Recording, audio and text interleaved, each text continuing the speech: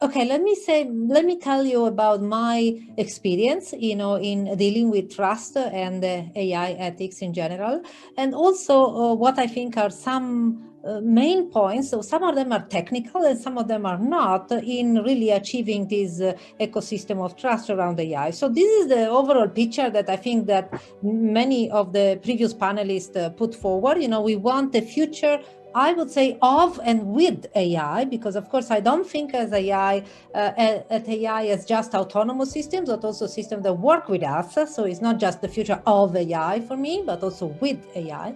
And it has all these desirable properties. Of course, trustworthiness is one, but of course, general collaborative, and as already mentioned for GPT-3 and language, very huge language model, also sustainably computationally.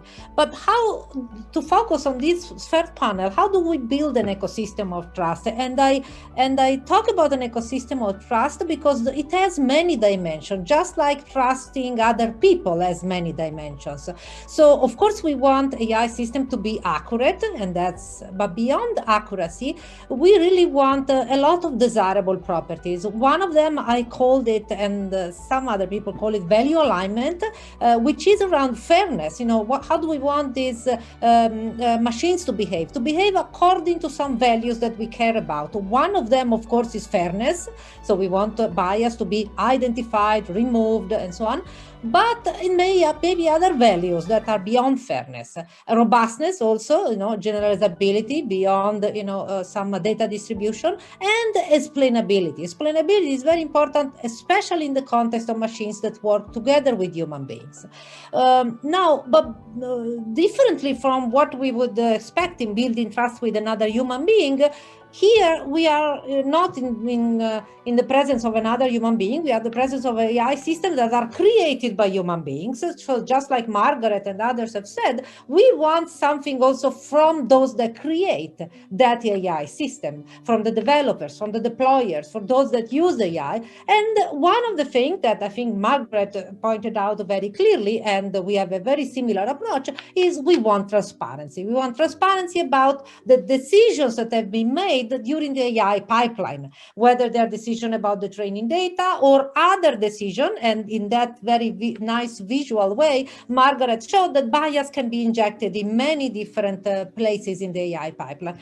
We don't have the concept of a model card, but a very similar one called the AI fact sheet. And in fact, we work together with Margaret and others also within the partnership on AI to compare and learn from each other these different ways to achieve transparency. The second point that I want to make is that, of course, we want these developers also to work according to some AI ethics and guidelines and principles, but principles are just the first step in a corporate place where AI is being produced and deployed. So it really needs a lot of multi-stakeholder consultation, education, training, and, as Margaret already mentioned, diverse teams, to bring all many different backgrounds. It needs a lot of technical tools, for example, to detect and mitigate bias, to generate explanation, and so on.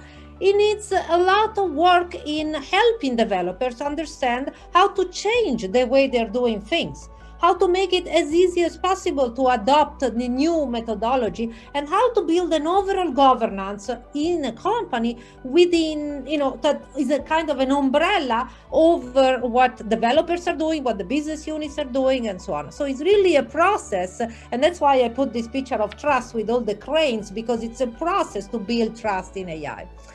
So the last point that I want to make is that for all these properties that we want in the AI systems in order to be able to trust them, unfortunately, current AI is not there yet. These are the reasons why Francesca Rossi and her team at IBM published this paper proposing a research direction to advance AI, drawing inspiration from cognitive theories of human decision-making, where the premise is, if we gain insights into human capabilities that are still lacking in AI, such as adaptability, robustness, abstraction, generalizability, common sense, and causal reasoning, we may obtain similar capabilities as we have in an AI system.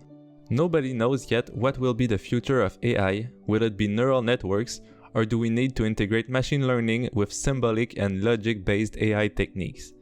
The latest is similar to the neurosymbolic learning systems, which integrate two fundamental phenomena of intelligent behavior: reasoning and the ability to learn from experience.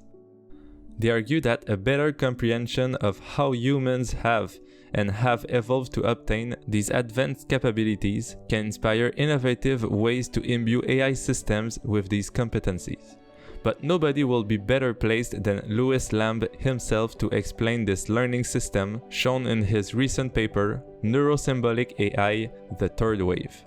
What we want to do here is exactly this convergence, because one of the key questions is to identify the building blocks of AI and how to make AI more trustworthy, AI explainable, but not only explainable, interpretable as well. So in order to make AI interpretable, sound, and to use the right models, right computational models, so that one can explain what's going on in AI, we need better representations, we need models that are sound and soundness, and the results that come from logic, the correctness results, and all of that can benefit, of course, the great results we are having on deep learning. So our work corroborates this point that Gary Marcus made, and also that Danny Kahneman made at IIII, that system one, I mean the fast system one that's associated with concepts like deep learning,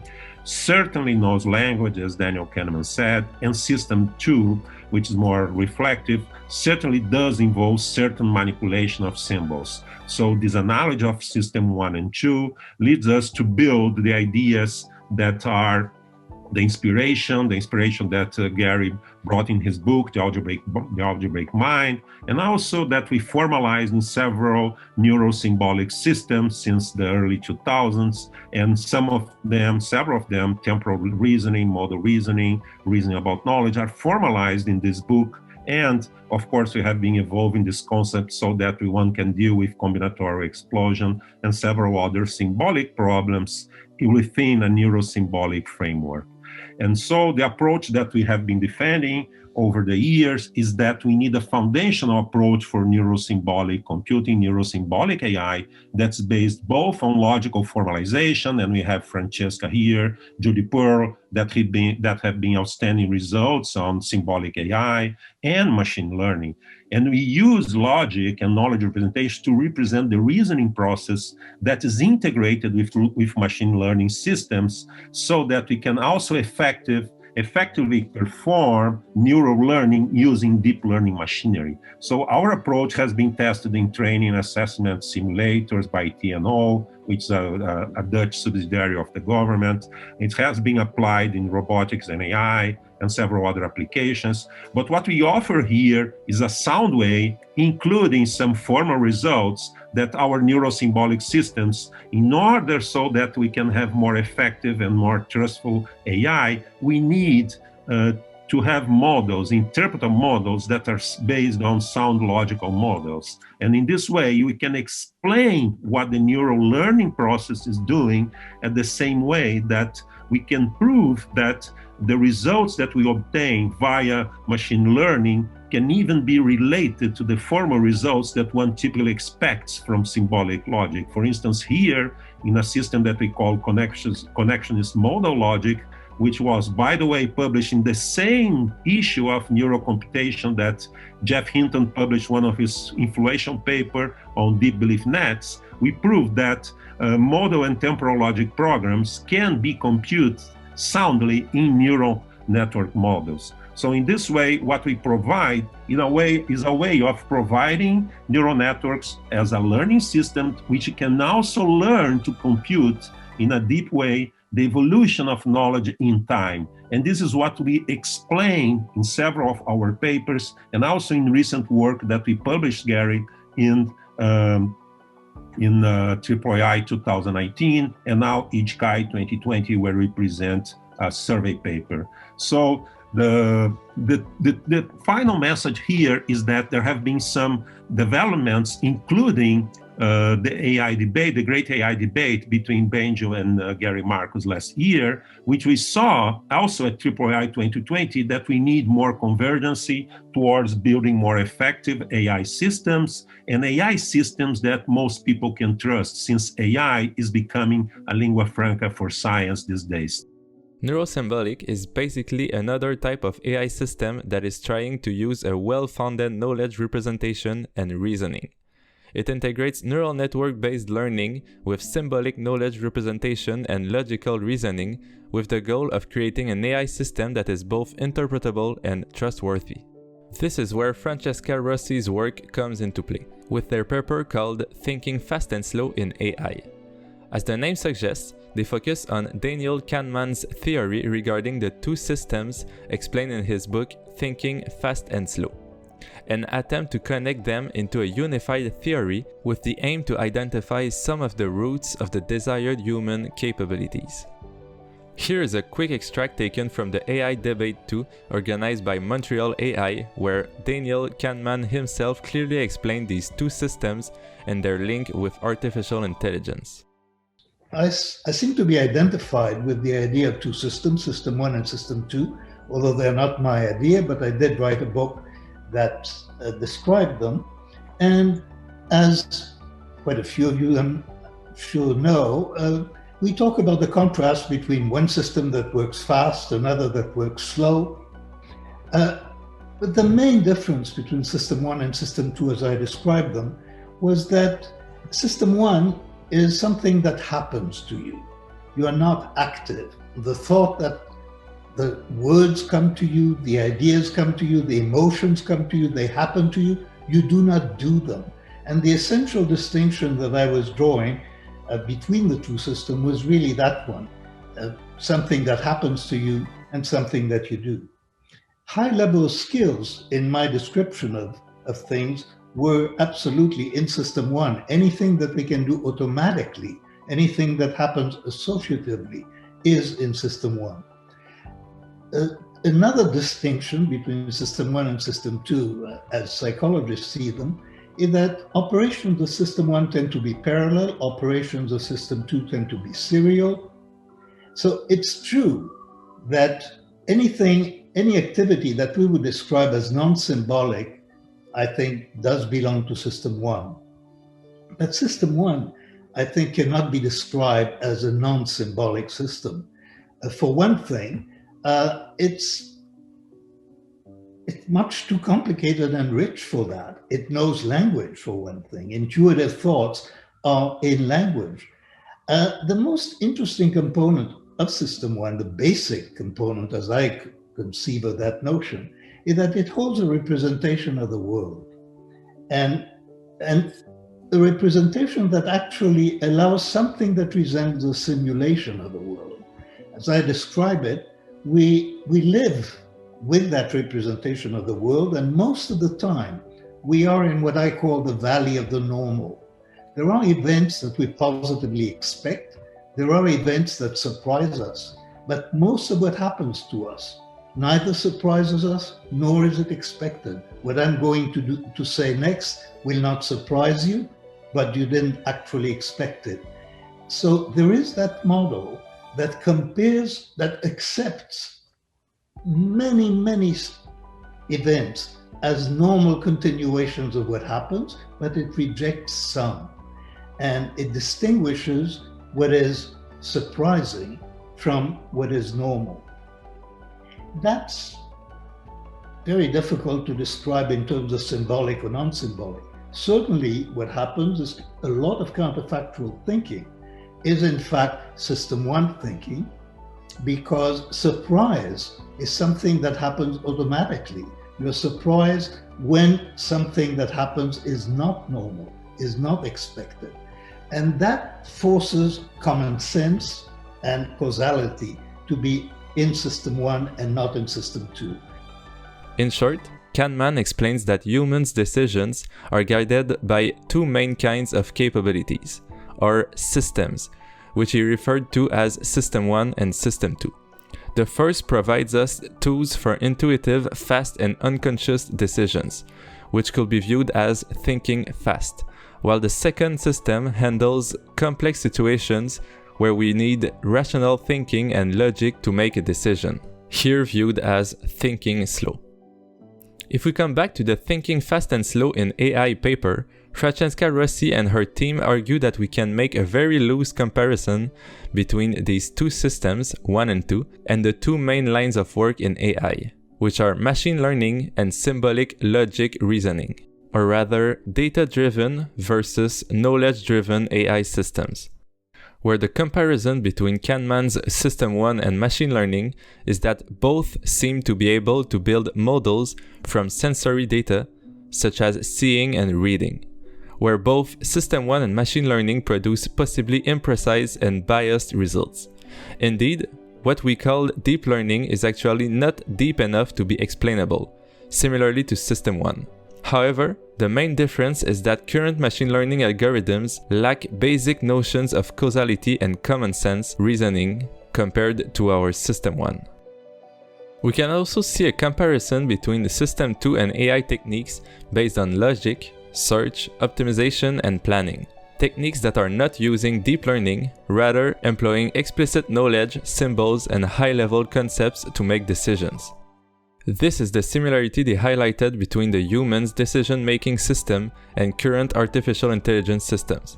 I want to remind you that, as they state, the goal of this paper is mainly to stimulate the AI research community to define, try, and evaluate new methodologies, frameworks, and evaluation metrics in the spirit of achieving a better understanding of both human and machine intelligence.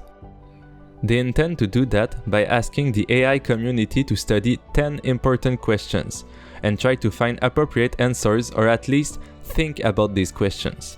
Here, I will only quickly list these 10 important questions to be considered in future research, but feel free to read their paper for much more information regarding these questions and discuss it in the comments below. So here it goes. Should we clearly identify the AI System 1 and System 2 capabilities? Is the sequentiality of System 2 a bug or a feature? Should we carry it over to machines, or should we exploit parallel threads performing System 2 reasoning? Will this, together with the greater computing power of machines compared to humans, compensate the lack of other capabilities in AI? What are the metrics to evaluate the quality of a hybrid System 1, System 2 AI system? Should these metrics be different for different tasks and combination approaches? How do we define AI's introspection in terms of I consciousness and M consciousness? How do we model the governance of System 1 and System 2 in an AI? When do we switch or combine them? Which factors trigger the switch? How can we leverage a model based on System 1 and System 2 in AI to understand and reason in complex environments when we have competing priorities? Which capabilities are needed to perform various forms of moral judging and decision making? How do we model and deploy possibly conflicting normative ethical theories in AI? Are the various ethics theories tied to either System 1 or System 2? How do we know what to forget from the input data during the abstraction step? Should we keep knowledge at various levels of abstraction, or just raw data and fully explicit high-level knowledge? In a multi-agent view of several AI systems communicating and learning from each other, how to exploit, adapt current results on epistemic reasoning and planning to build learn models of the world and of others. And finally, what architectural choices best support the above vision of the future of AI? Feel free to discuss any of these questions in the comments below. I would love to have your take on these questions and debate over them. I definitely invite you to read the Thinking Fast and Slow in AI paper, as well as Daniel Kahneman's book, Thinking Fast and Slow, if you'd like to have more information about this theory. If this subject interests you, I will also strongly recommend you to follow the research of Yoshua Bengio, addressing consciousness priors. And a huge thanks to Montreal AI for organizing this AI debate too, providing a lot of valuable information for the AI community. All the documents discussed in this video are linked in the description below. Please leave a like if you went this far in the video. And since there are over 90% of you guys watching that are not subscribed yet, consider subscribing to the channel to not miss any further news clearly explained. Thank you for watching.